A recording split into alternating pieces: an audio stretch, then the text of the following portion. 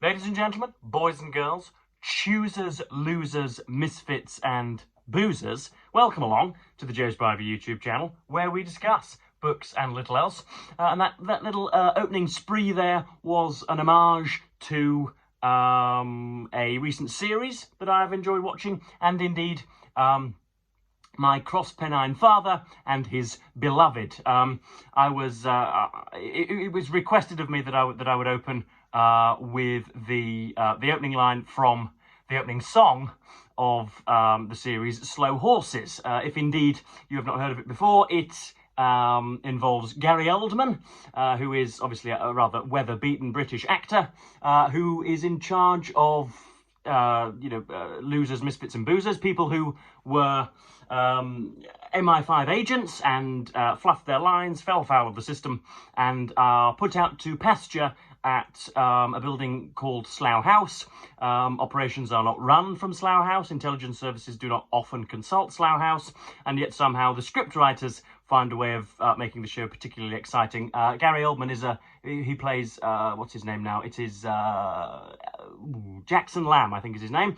And yeah, he runs operations and he is sort of wittily harsh and unhygienic. He has a sort of greasy perspicacity to him, and he's sort of someone who's seen it all and all this. And there was I thought particularly in in the second series there was a gorgeous little Easter egg slotted into the script when he tried to remember a quote from Winston Churchill, a quote which of course he himself voiced in the film Darkest Hour a few weeks before. Who was it that said, "You can't reason with a tiger when your head's in its mouth"? He's sort of chopsticking his way through his 12th Chinese takeaway of the week. Who was it that said that? And then there's a rather haughty Home Secretary who said, "I think it was Winston Churchill."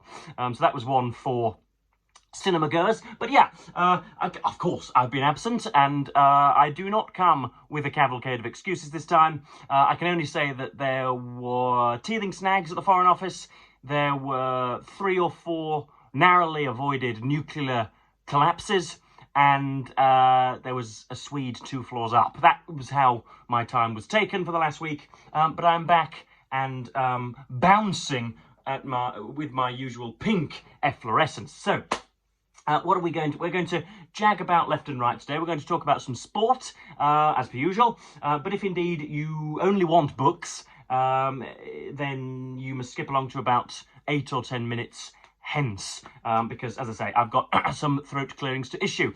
So, on Thursday evening, me and Grand Viceroy Spivey clopped our way down to Salford, just off the M6, is it? Is it off the M6 or the A6? Can't remember. But we trekked across to the Salford Community Stadium to watch Hull Kingston Rovers in the flesh. Now, it has been a trope of this channel, or an issue often returned to on this channel, that for years and years and years, me and the Grand Viceroy, before he was made a baronet of Monmouthshire, before he was, regal, and when I was 7 or 8, we used to head down to Hull Kingston Rovers every week. We used to part with hundreds and thousands in order to see them when they were terribly atrocious, and now that they are brilliant and table toppers, we hardly go at all. And there is a certain poetic... a poetic circularity to that, or a sort of poetic irony, perhaps. But I finally went for my first game in a good long while on Thursday, and Salford's club, Salford as a club, are in the toilet, and so we won 74-12. There were more away fans than home fans, even though it took place on a Thursday evening, and most Hull Kingston Rovers supporters had to travel for 2 hours and 15 minutes to get there, and yet still we outnumbered them. It was a great night, and I found that watching it on a physical plane in front of you, watching it happen just 10 or 15 yards in front of you,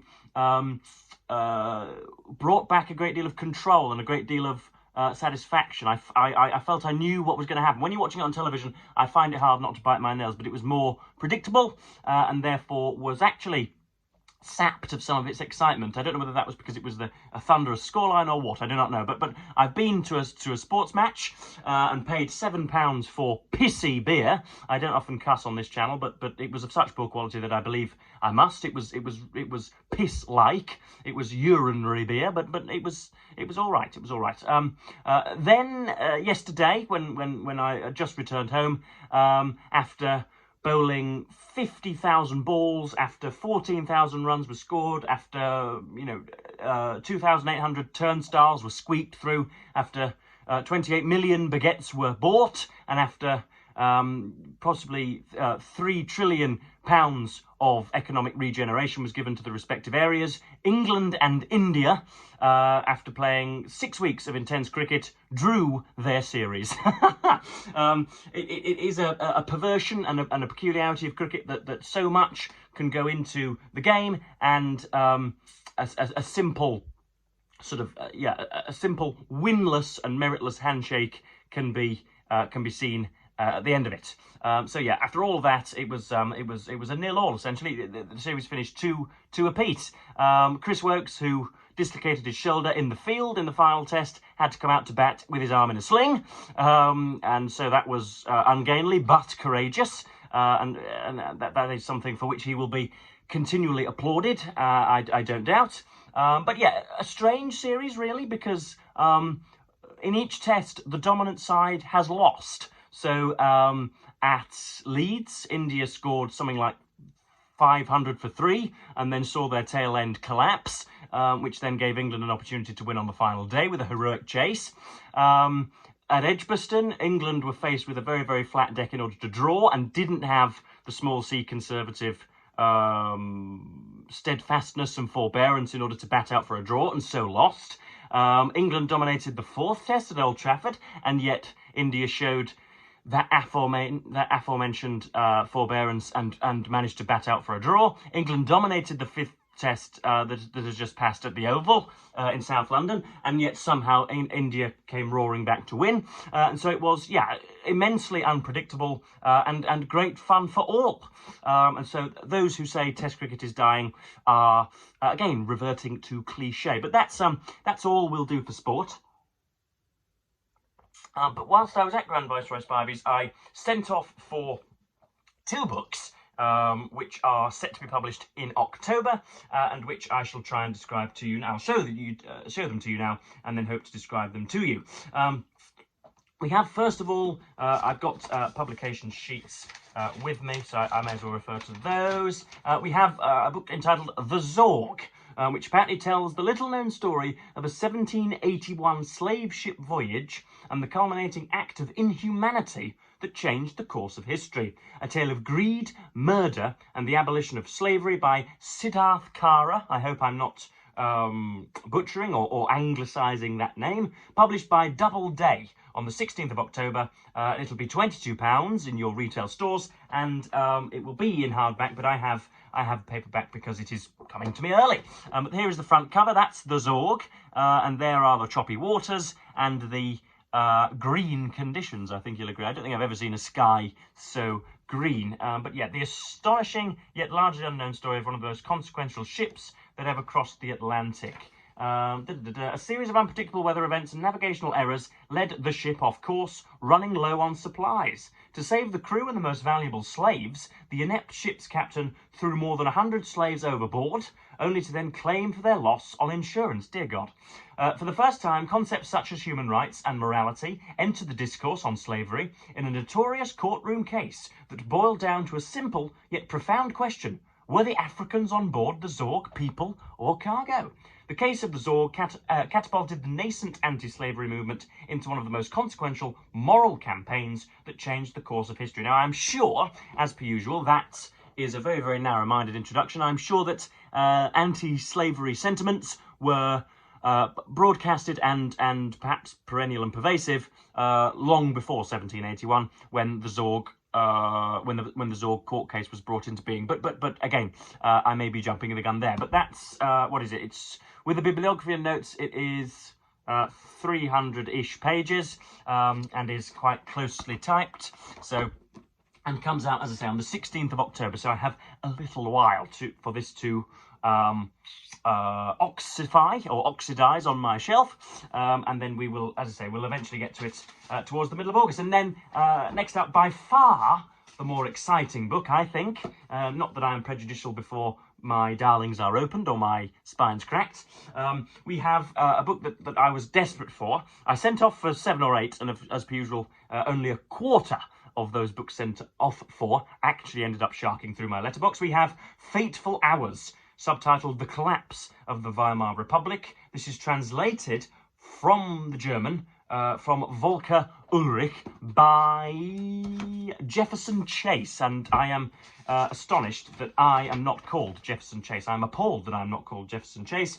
I should imagine his family were bankers, were they not? A timely and grippingly immersive book about how democracy died in the Weimar Republic by a celebrated historian. Grippingly is a chameleonic adverb, I'm sure you'll agree, and one that should have been truncated or excised entirely. I don't like the way that adverbs are slowly but surely lengthening over time. But this is the way of all publication sheets. Gripping history that also serves as a timely warning about the fragility of democracies, as Ulrich depicts all of the times the rise of the Nazis might have been stopped, but wasn't. There's your human contingency. Page-turning and immersive non-fiction from a master of the field that will delight fans of Aftermath by Harold Jana, or Jana, The End by Ian Kershaw, and Anthony Beaver. So Jefferson Chase is a writer, translator and journalist based in Berlin. He has translated more than a dozen German texts into English, including The Writer's Castle by U. Neumar, which is also available from the Pushkin Press. So this is another uncorrected proof, which is available, I think, from, the 9th of October, 2025. Now, of course, this has some serious, consequential connotations, hydra-headed connotations. Of course, it will be difficult not to read this in relation to the collapse of American democracy just a few thousand miles westward across the Atlantic. But I shall try and do so. I shall probably only refer to the Trumpification and Nazification of America in the final 100 words of my review. But yeah, I shall very much look forward to this. Again, I don't know quite how detailed it's going to be because we have read and reviewed, have we not, on this channel, probably a dozen books on either Nazi Germany or the Holocaust or the Hitlerian march of fascism in the early to mid 20th century. We've read enough on that. We've read Hannah Arendt. We've read Ian Kershaw. We've read William Shearer.